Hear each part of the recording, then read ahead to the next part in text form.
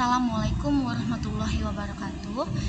Kembali lagi bersama saya Julian Jelina dari kelas 1210. Kali ini saya akan menjelaskan bagaimana cara membuat jenis-jenis tabel. Nah, ini merupakan hasil rumus yang sudah saya tampilkan. Di sini ada tabel 1 untuk daftar siswa, tabel 2 untuk tabel dasar, tabel 3 untuk tabel responsif, dan tabel 4 untuk tabel dengan filter. Jadi di sini ada 4 jenis tabel. Untuk membuat tabel-tabel seperti ini, pastinya kita harus menyusun ulang atau menyetel border collapse-nya, lalu alinea teksnya, dan juga warna background yang digunakan pada tabel. Nah, kita lanjut untuk tabel 1. Untuk tabel 1 kita menggunakan heading 1. Maaf ya, notif itu. Untuk tabel 1 kita menggunakan heading 1 ini sebagai judul. Lalu untuk daftar siswa kita menggunakan heading 2. Lalu jika kita ingin membuat tabel seperti ini, maka kita harus menggunakan kode tabel dan juga TR. Dan di sini ada kode TH call span sama dengan 4, itu untuk menunjukkan informasi siswa, bahwa informasi siswa di sini ada 4 macam, yaitu nama, umur, kelas, dan hobi. Nah, selain itu di sini juga ada row span. Row span ini untuk menunjukkan dua tabel yang digabung menjadi satu, karena mungkin nilai dari dalam tabel itu sama, seperti umur yang ada di sini antara Rina dan Budi, usianya sama, jadi dua tabel ini digabung, kemudian angka 17-nya itu menjadi satu. Baik, kita lanjutkan. Di sini ada informasi siswa, sudah ada nama siswa, kelas, usia, dan juga hobi. Jadi jika kita ingin memasukkan informasi siswa seperti yang ada pada tabel, kita harus menggunakan kode TD. Baik, kita lanjut. Untuk menutup tabel, kita harus menggunakan kode TR kembali, tabel, body, dan HTML dengan kode garis miring. Baik, kita lanjut. Yang kedua ada tabel 2, yaitu tabel dasar. Di tabel dasar ini juga ada informasi untuk nama, nomor absen, dan nilai ujian. Sama seperti tabel di atas, kita juga harus menyusun ulang style untuk tabel tersebut. Nah, di sini untuk tabel 2 kita menggunakan heading 2. Lalu untuk subjudul tabel dasar ini kita menggunakan maksud saya, jika kita ingin membuat judul maka kita harus menggunakan heading 1, dan untuk subjudul kita menggunakan heading 2 sama seperti di atas. Nah, di sini informasinya ada nama, nomor absen, dan nilai ujian. Jadi informasi yang ada di 3 kolom ini kita menggunakan rumus tabel T, TR, dan TH. Selain itu, ini merupakan informasi siswa. Kita tutup kembali rumusnya untuk menyelesaikan tabel yang kita buat. Jika kita ingin menambah satu kolom ke kanan lagi, misalnya di sini kan udah ada nilai ujian, tapi kita mau nambahin jenis kelamin siswa.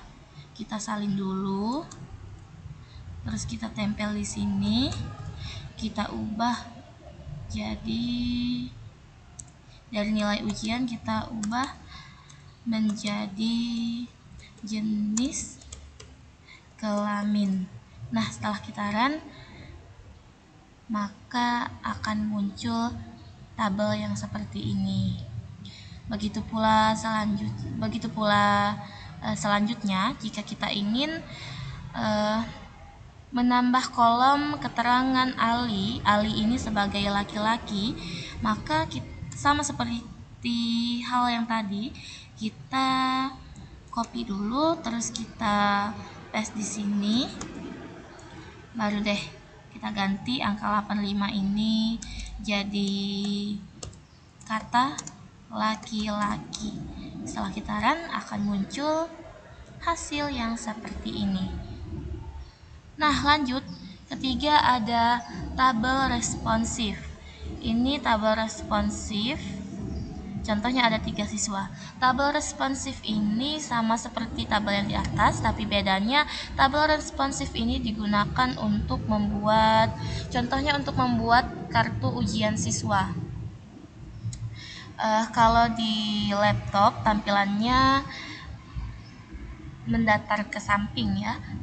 Namun apabila menggunakan gadget atau gawai, jika menggunakan gadget tersebut maka tampilannya akan ke bawah. Untuk nama, nomor absen dan nilai ujiannya akan menjadi ke bawah dari ke sini. Ini menyamping karena tampilan laptop. Nah, sama seperti hal yang di atas, kita juga harus menyusun kita harus menyusun stylenya, lalu heading 1, heading 2-nya sama seperti yang di atas. Kita juga mengganti informasi atau data yang ada di sini menggunakan nama, nomor absen, dan nilai ujian. Bedanya dengan rumus yang di atas, jika rumus yang di atas menggunakan TD, untuk rumus tabel responsif tidak hanya menggunakan TD, namun juga menggunakan rumus kode dari TD data label, kemudian disertai dengan nama, informasi siswa, ditutup lagi dengan TD bergaris miring. Jika sudah selesai, kita tutup kembali rumus tersebut. Sama saja seperti rumus-rumus yang ada di atas. Nah, yang terakhir, di sini ada tabel 4 atau tabel dengan filter. Tabel dengan filter ini maksudnya karena di sini ada tempat untuk pencarian nama. Jadi misalkan di sini udah ada nama Hadi, Rina, dan Farah, di tempat pencarian kita mencari nama Rina, maka akan muncul yang seperti ini. Baik, sama seperti yang di atas, kita menyusun stylenya dulu, kemudian kita masukkan heading 1, heading 2. Nah, di bawah heading 1 dan heading 2, setelah kita memasukkan judul dan subjudul, kita menggunakan input type dan juga tabel ID untuk membuat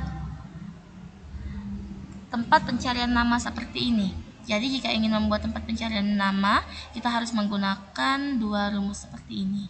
Dan sama seperti yang di atas, informasi siswa juga menggunakan rumus TH dan TD, kemudian ditutup dengan rumus yang sama seperti rumus-rumus sebelumnya. Baik, nah, di sini kita akhiri dengan body dan HTML sebagai akhir dari semua rumus codingan yang kita buat. Ini merupakan rumus yang sudah saya buat dan ini hasil dari rumus-rumus tersebut. Ini merupakan tampilannya. Nah, baik. Mungkin sekian yang dapat saya tampilkan. Terima kasih sudah menonton. Semoga video ini bermanfaat untuk kita semua. Saya akhiri. Wassalamualaikum warahmatullahi wabarakatuh.